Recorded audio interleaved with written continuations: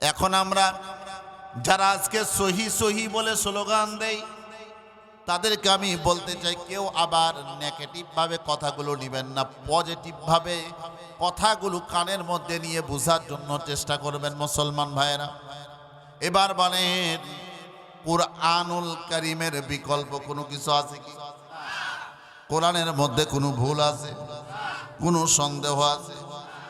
কেউ যদি কোরআন বাদ দিয়ে হাদিসের দিকে যদি ধাপিত হয়, তার চলবে না? আগে কোরআন দেখতে হবে।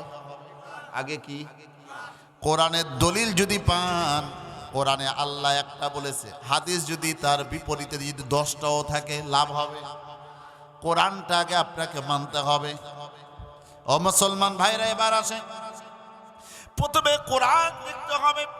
কোরআন যখন পাবেন না, তখন হাদিসে যাইতে হবে।